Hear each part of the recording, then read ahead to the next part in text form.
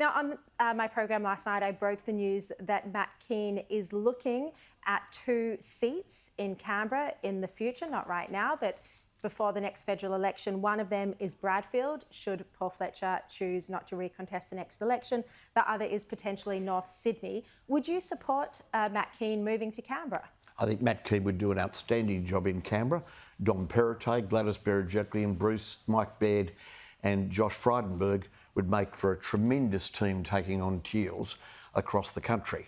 I think Matt, working closely with and loyally with Dom, has changed the face of the way the Liberal Party is seen in New South Wales. Not enough to win us a 16-year term, only Angela Merkel can get that, but he successfully changed things such that we beat the teals on their own territory, and I think he would beat a teal were he to run in North Sydney.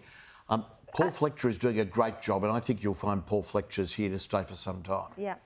Look, I'm going to get back to your argument that you've just put there about Matt Kean taking on the teals and being, the type of figure who should be at the heart of the Liberal Party. But out of that bunch that you've just mentioned, the former premiers who you'd like to see move to Canberra, which one of them do you think should be a future Prime Minister? Well, I think all of them could be. We're spoilt for talent. We're spoilt for choice. The only thing we really want is a bit more hunger from each of them to take up the challenge. To actually do it. Now, let's get to the teals question, right? Because this is a controversial point. This is a point that people in the Liberal Party are debating whether or not Matt Kean has been a disservice. Alan Jones was on the show, was on Andrew Bolt's program last night, and he strongly argued, along with Andrew Bolt, that the party needs to get back to its conservative base that would appeal to Western Sydney, that would appeal to the regions. And, their position was that Matt Kean, as an example, and other so-called moderate Liberals are taking the party too far to the progressive, or what they would call socialist left. What's your response to this?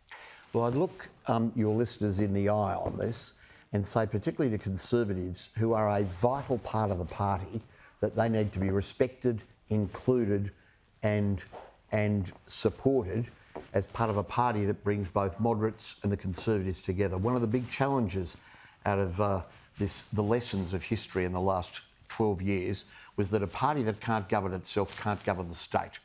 And Barry O'Farrell brought the moderates, led by me at the time, and David Clark with the right together, and that gave us a landslide victory. But it's not just the figures, it's the policies as well. You saw this Liberal government, the former Liberal government with Dominic Perrottet and Matt Kean, had more progressive policies even than the Labor Party. You had Chris Minns saying he would buy back and keep running the country's largest coal-fired power station if that's what it took to keep the lights on. Well, I think we're going to talk to the base in New South Wales, not just the base in the party to win an election.